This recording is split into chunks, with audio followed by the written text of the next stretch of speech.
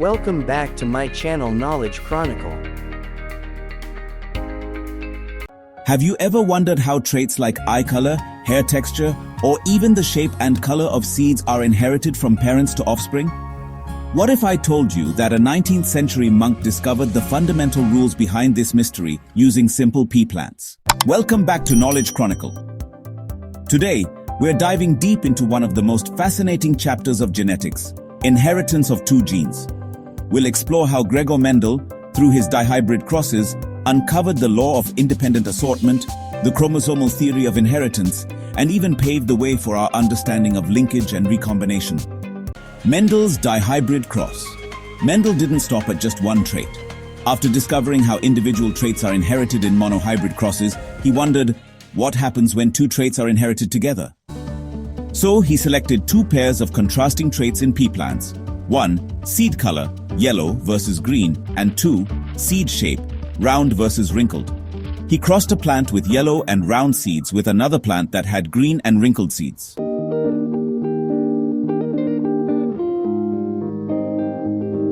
Let's write this down genetically. The yellow color is dominant over green. So, yellow equals capital Y and green equals small y. Round shape is dominant over wrinkled. So, round equals capital R and wrinkled equals small r. Parent genotypes. The first parent is capital R, capital R, capital Y, pure round yellow. The second parent is small r, small y, pure wrinkled green. The gametes will be from the first parent, capital R, capital Y, from the second parent, small y. F1 generation. All offspring were capital R, capital Y, meaning all had round yellow seeds, showing both dominant traits. So what's going on here? Just like in monohybrid crosses, dominant traits mask the recessive ones in the F1 generation. But the real magic happens when we self-cross these F1 plants. Mendel allowed the F1 plants, capital R, capital Y, to self-pollinate. Now each parent can produce four types of gametes due to independent assortment. Capital R, capital Y, capital R, capital Y, small y. Let's arrange these in a Punnett square. 4 rows and 4 columns, giving 16 combinations.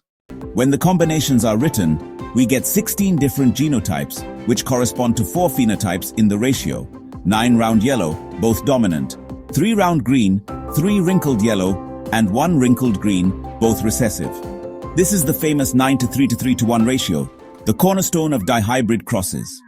From this experiment, Mendel proposed the law of independent assortment, which states, when two pairs of traits are combined in a hybrid, the segregation of one pair of characters is independent of the other pair.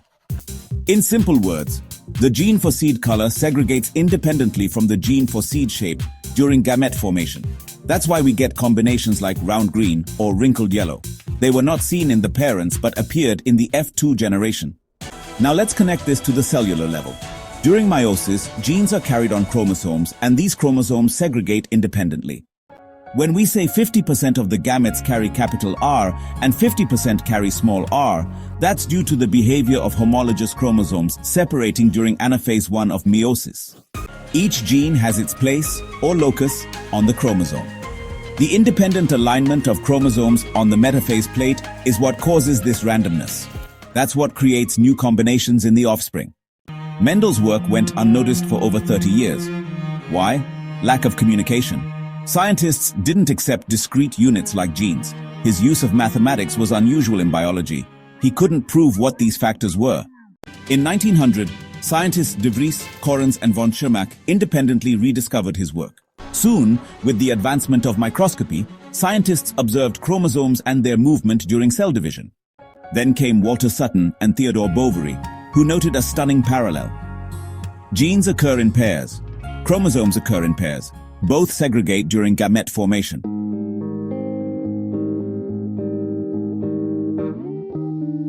They connected Mendel's laws with chromosomes and gave birth to the chromosomal theory of inheritance.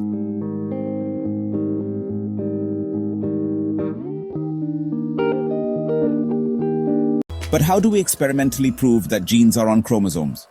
This is where Thomas Hunt Morgan enters the scene with his tiny lab heroes, the fruit flies, or Drosophila melanogaster. Why Drosophila? Well, they have a short life cycle of about 2 weeks. They're easy to breed in the lab. They produce thousands of offspring, and they have clear male-female differences. Plus, there are lots of visible variations to study.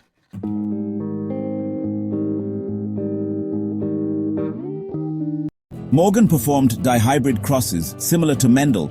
For example, he crossed yellow-bodied, white-eyed females with brown-bodied, red-eyed males. But something strange happened. The results did not follow the expected 9:3 to 3:1 ratio. Why? Morgan realized that some genes were physically linked on the same chromosome. He introduced two key terms. One, linkage. Genes located on the same chromosome tend to be inherited together. And two, recombination. New combinations of genes occurred due to crossing over during meiosis. Here's what he found. White eyes and yellow body genes showed only 1.3% recombination. They were tightly linked. White eyes and miniature wings showed 37.2% recombination, loosely linked. This showed that the closer two genes are on a chromosome, the less likely they are to be separated by crossing over. His student Alfred Sturtevant even made the first genetic map by measuring recombination frequencies. This was a breakthrough. Today, such maps are used in genome projects worldwide.